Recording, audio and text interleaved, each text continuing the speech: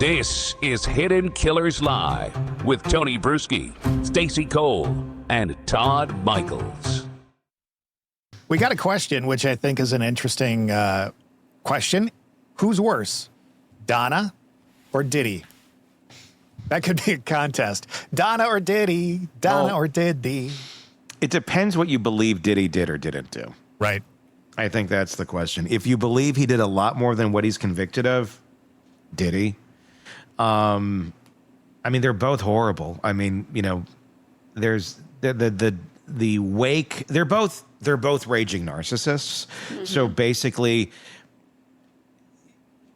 if you're going like sheer numbers, who affected more people negatively and traumatically in their lifespan? Diddy would have likely done that. In terms of life and death, I think that's up in the air because I think that you likely have some of that connected to Diddy too. Don't know how, don't know where, but I'm going to guess if truly investigated or if the evidence existed, you would find death associated or connected some way, shape, or form. That's my conjecture. Okay. Obviously, we know it with Donna, but who's worse? They were both tornadoes to every person in their life. And just destruction paths. Both are horrible, yeah. Donna, of course, used to being in charge in her freedom. Now that's not going to be such a thing, as Donna Adelson is about to be facing life in prison. Her sentencing coming up on the 18th of October, and we'll bring that to you. We're taking a look now at what life will be like in prison for Donna as we see her. If you're watching us on YouTube, the prison transport as she looks down, looks around, sings some songs, and continues to wallow in her own self-delusions in prison. I think she's in her mind right now. She's kind of holding her hands to her face right now. If you can't see it, they're probably pulling up to the place and she's freaking out. Could be like, oh shit, this is it, Donna. She's thinking, this is just an Uber, Donna. This is just an Uber. Just think of it as an Uber. In prison, power doesn't come from wealth. It comes from adaptability, respect, and quiet calculation. All things we know Donna's masters at. Yeah. She is the master class in all of those things of adaptability, respect, and quiet calculation. Quiet calculation, I guess. You could get that one. Every flavor inside has a price. Braid your hair or favor. Braid your hair, wash your clothes, write your letters, cost you commissary items. The guests at the prison have described a hidden economy of under-the-stairs salons, laundry services, massages, and food bartering. Donna stairs? won't understand that world at first. Well, I mean, it's a metaphor. Yeah, right. But yeah. I wonder where all of this really takes place. You know? Where do they give the massages? Mm-hmm. You know? Is it in a quiet corner and people are kind of watching? Like keeping lookout? How does that work? Donna doesn't seem to have a lot of emotional regulation. I don't think that's going to fare well for her behind bars. Yeah. I mean, prison is designed to strip you of anything, of your status. And inmates, they adapt by building new social, currency inside, social circles, if you will. What gang do you think Donna's going to join? Ooh. The bitching grandmas. I was just going to say it's got to have the word grandma in it, whatever the name is. Do you think it exists? Do you think there's like a grandma group in prison that is badass? God, I hope so. I hope so. I want there to be. Maybe they get together and they make like jailhouse cookies or something. Not the hooch, but cookies. Whenever you make when you feel like you grind up ramen into flour and then wonder what you do. Yeah. See, you're the creative one here. What they do is instead of making like a knife or a gun out of a bar of soap, they make knitting needles and then they make granny squares and put them together and sell them for cigarettes. I'm going to guess Donna Adelson has never picked up a needle and thread in her life. You think so? I don't know. I don't know. She seems to be like one that, everything's just been kind of handed to her. I don't know that there's a lot of I don't know. She doesn't strike me as a knitter. I don't know if she's necessarily a knitter, but I would think that there would also be contraband. Yeah, I mean, you'd have to do the some sort of way of making that because it'd all be contraband, a knitting needle or even the yarn itself. True. She is reportedly on suicide watch, which means solitary confinement, no sheets and no personal items, and surveillance 24/7, at least at the beginning, is what she'll likely be facing because of the high profileness of the case. The guests there say suicide watch is often more traumatizing than general population. If Donna stays in her denial, her mental health, it's likely to decline. But if she accepts her reality, she may stabilize. Do you think she's adaptable? I don't know. No. She's never had a grasp on reality her entire life. No. She just has not. Her reality is the one that she makes in her mind, whether it's true or not in real life. She's never had a sense of what reality is. I do wonder about items and how this is all going to work, what she's going to have, what she's going to get. I have no idea what their financial situation is anymore. I'm guessing Harvey's the one that's going to be filling the canteen. Who else would, right? And wouldn't that make you, if you know that there are some resources there, and look, no matter what she has left, I'm sure there's something left, and probably a hell of a lot more than what most people have on the outside. That's what I'm wondering is what's going to happen on the inside with people knowing, well, you got Harvey out there that can, get you what you need, and you got your weekly spending cap of $150 on commissary items. How much do you think Donna's going to be getting those items or using them to barter for her own safety or? Oh, it's currency all the way. Yeah. Well, besides this, that's assuming that Harvey never ends up behind bars himself. Right. True. So that could put a wrench into that whole thing for her. Mm-hmm. I do wonder exactly where and what, how this will all work out for Donna at the end of the day. Corrections officers can't physically assist women due to liability. So if she falls, they have to wait for the medical staff. Oh, my gosh. Many older inmates end up in bed, unable to move, with no real end-of-life care because it's basically what inmates will provide for each other. So it would be in Donna's best interests, it seems, to make some friends. Yeah. Yeah, it would. I think that's exactly what she's doing. She's forming her posse as best as she can. Being on suicide watch, I imagine she's kind of in isolation at this point with very little things, around her for obvious reasons. And I'm sorry I said that word. But yeah, I think once she finally accepts reality and gets back into Gen Pop, I think she's probably forming an alliance. I'm just not so sure. I think that this may be the first time in her life that she doesn't have the control she's always had. I know that she's Good capable point. of forming an alliance, She had the alliance of her family. She may have had the alliance of her quote unquote friends in life. Yeah. But this is really the first time where I don't know if she's going to be able to pull this off. You don't think that she's going to prey on some weak people behind bars and make them her bitch? I think she is a weak person behind bars. Yeah, I think that anybody who's got to find a way to find toilet paper to wipe their ass may not be, that's going to weaken her a lot. This is an inconvenience to her. She had the conveniences all her life of getting everything she wanted, having the money, having the family, all that. So she had the mindset to be able to create all this bullshit in her life. She doesn't have that anymore.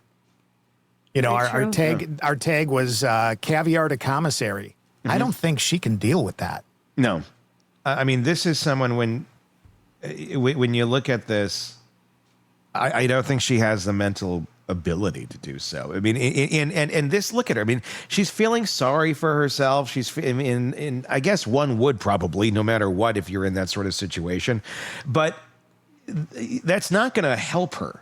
her self-pitying and her, I was so wrongfully accused. And I'm sure in her mind she thinks she's going to walk in there and she's going to tell her story and people are going to be, oh yeah, they did you wrong. They're going to look at her and laugh. Yeah. They're going to look at her and laugh at her bullshit and laugh at her self-pity, and then they're going to shank her. No. But I mean, it's not going to work. It's not, I mean, and if she's annoying as shit to people, yeah, it's not going to work out. Her stories, her bullshit, her self-aggrandizing, nobody cares. She's just another one of them. And what has Donna always wanted to be? Not one of them. She always wanted to be above and beyond everybody else. She thinks that she can bend the rules. They don't apply to her. She's a freaking narcissist. And she still plays by the rules. And just because you put a narcissist in a cage doesn't mean they stop being a narcissist. And that's the reality, I think, of what you're about to get. That's why, I mean, even with no sound, it is fascinating to watch her in this car being transported, because it is a narcissist in a cage. And you don't get to see that very often. They get away with so much shit, and they just continue to go on with life and causing chaos to others. And you don't see them finally being forced to stop, to be removed from the population to which they tormented their entire lives. Mm-hmm. And they don't know how to handle it. I don't think they can handle it, a lot of them. But I guess the question here begs, do even the guilty, like her, deserve basic dignity as they deteriorate? What happens when prisons become nursing homes? Oh, this is a tough one for me, because being the empathic person that I am, I always feel like people deserve a certain level, right? Sure. Yeah. And I agree. A certain level. God dang it. What a nasty individual. And yeah. I'm sorry, but there's also a part of me that's like, she needs to suffer a little bit. Yeah. Let her suffer a little bit. Florida provides kosher meals to inmates who request them. They often include better food items like canned juices, packaged snacks, and meat substitutes. So even if you're not kosher, I think I'd be requesting the kosher meal. Mm-hmm, I would too. If you get something better, why not? So I don't think that's fair. I don't think that's fair at all. I don't think so either, but it seems to be how it works. If you're in prison, people may hate me for this, but your religion goes out the window. You can practice however you want to practice, but that shit... Your diet is out. Yeah, I agree. Well, that is part of the religion, though. It is part of... I know, but I don't your think diet, it's fair. I think the diet goes out the fucking window. Yep, me too. I don't care. It's, vegetarian. I don't care. I don't care. You're in prison. Well, you have violated the rules of our civilized society. We're going to violate the rules of your diet. Ooh. We're going to violate the rules of your colon. You're going to have meat, damn it, exactly. Or you're not going to have meat or whatever. I don't see anything wrong with something like this. It's not like you're not torturing the person, telling them to eat something that they are choosing not to because of a religion, because of dietary preferences, because of whatever fucking thing in their mind that tells them they can't consume the food that is nutritious for them, that can continue to sustain their life. That's on them. Don't eat it, then don't eat it. Well, hopefully that is a deterrent for some people. Certainly would be that's the only reason I'm not in prison, guys. It's the only reason I haven't gone off and turned into the equalizer. I couldn't eat the fucking food. Right. Tony, I could see that. It's kind of true. In the case, right? Yeah, exactly. But no, we're getting a glimpse here, aren't we? Yeah. Beep, beep, beep. Yeah. As we slowly back up. Yeah. The thinning of the veil. You're seeing what's beyond the veil. So, that's interesting that you can request that sort of stuff. If you remember the Kohberger case, he was requesting originally that food be made only prepared in pans that have not touched meat. Yeah. Oh, you know what I would do? I'd take the pan oh, yes. Right in front of them. I'd smear a steak right in front, I would get the pan real hot and just bring it up to Coburger. Okay, no meat, but you know what? It's vegetables. Here you go. And I would like literally press the hot pan against his face. Here you go. Well, Here you go, Bri. Do that. You can't do that. You can't. I know. They have rules. They do. Some. You want your vegetables? Here they are.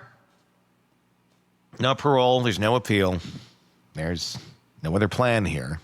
No exit strategy. Florida's mandatory life sentence means exactly that. Bye, Donna. And even if there was, appeals take years with very, very little shot of success. And let's be honest, Donna doesn't have a lot of that left. I was going to say, the clock is ticking here. So at the end here, as we observe Donna behind bars, is she on your death pool for 2025 or 2026? I don't have a list this year. Typically, I do. My strategy has been There's never been a better time. We may have to do our dead pool. So this is for 2026. All right. You know the internet craze with the Jet 2 holiday thing? Have you guys all seen that? No. Where they use the commercial for Jet 2 holidays, and it's people in really bad situations, and it's talking about getting your holiday put together, your vacation. All I can think of when I watch this video of Donna riding off in the paddy wagon there is the Jet 2 holiday song, the jingle.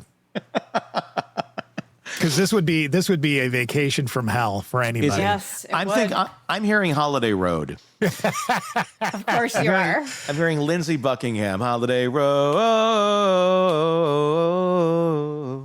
The Go-Go's Vacation, right? Yes. Could do that. Holiday from Madonna. Yeah. Mm. We could put together a Donna Adelson playlist. Girls just want to have fun. Yeah. Ooh. We could just like Chad Daybell's playlist. Bitch better have my money. Hey, Donna, baby, I got your money. Don't you worry. Said, hey. Speaking of which, I'm wondering, do we have any more letters from Chad? Yeah. Oh my God, we were so busy this week. We didn't get to that. There is a new letter from Chad. We'll have to touch it next week. Promise? Do Yes. not. Okay. Yeah, we need to do that. We can't let people down. I crave these letters. You crave these. I crave these letters. That's a great statement. The gal enjoys meat sticks and Chad Daybell letters. I mean, She craves them. that's on her dating profile, I think. I did not have to create one, thankfully. Swipe right. No. No, I got lucky. I didn't have to create one. I'm good. I'm trying to see if there's anything interesting in the music section here. It looks like he gets into Christian rock, which to me is nails on a fucking chalkboard. Yeah. I tried at one point in my life to get into that stuff because I was going to get a job at a Christian radio station. Yeah. I couldn't. The problem is it's all the same lyrics. It's almost as bad as country because it's always about God and belief and love. And it's like, I don't know, throw some fun in there. A little sex, little drugs. Well, let's put a little just life context in some of the songs. Yep. You know, I mean, it's like, and I'm saved and this, like, okay. I mean, I get it, but it's like the same thing over and over and over and over and over and over. Yeah. I like variety. I like, this is a story of this. This is a story of that. A better variety from the 80s, 90s, and today to pick you up and make you feel good. The no repeat workday guarantee on Sunny 97. I can't do it. No offense to anybody who likes it. It's just, it ain't my jam. Yeah. It's just not. Then when I walk into a church too, I get this really weird. I start shaking and I get really hot and I start sweating. And there's like the circle with this like weird star type thing that starts coming out of my skin. Okay. Hold up. People are gonna be like, wait a minute, what's with this? The Tony pentagram guy? is what I'm told. I don't know why it happens, but it's alarming. But thankfully, there's Pentrelix, where all you have to do is take one of those a day. You can walk into any church and the pentagrams won't automatically burn through your flesh. Oh my God. Of course, it could give you deadly diarrhea. But other than that, it'll get rid of the pentagrams on your palm. Don't take Pentrelix if you're allergic to Pentrelix. That's my favorite part of those disclaimers. Right?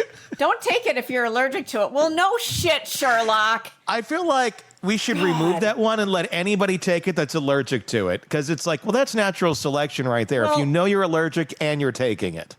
And you needed someone to tell you not to take it because you're allergic. Like, if that's it, it's like, don't put the gun at your head and pull the trigger because there might be a bullet in it. It's like, okay, just don't do that to begin with. That's not a good idea. Don't run in traffic. I don't know. Don't play in traffic because you might get hit by a car. Yeah. Donna Adelson, her future so bright, she got to wear shades. We'll work on our death pool for next week. I think we should have a playlist that we put together for each of the people we cover. And then we'll just post it occasionally on social media, and people can add their put it on songs to Spotify, you guys. Oh, Make an actual Hidden Killers playlist. Yeah, this is real. We could do that. We could totally do that. Why not? Can you put like a graphic up for your own playlist? Absolutely. I think we could put a Donna Adelson graphic. Well, our podcast is on Spotify, so I mean, people, oh, that would be interesting. We should create our own playlist. I remember watching Ted Lasso, and they put out a playlist of like the locker room music that they would, listen to, wink, wink, even though, it was fictional. But it was interesting because it kind of played into the series. It was like a behind the scene things. We should totally do that. All right. Well, we got one coming up for Chad for sure. And I think we're starting to build Donna's. So just think of the hits you're going to get to listen to at work between true crime podcasts. See? Get excited. This is going to be amazing. And I think it's going to wrap up this week of true crime coverage. Be sure to let us know your thoughts in the comment section on YouTube about, what's the future hold for Miss Donna and all the other cases that we've been covering for you right here. For Todd, for Stacy, I'm Tony Bruschi. We'll talk again real soon. Want more on this case and others? Then press subscribe now and don't miss a moment of true crime coverage from Tony Bruschi and the Hidden Killers podcast.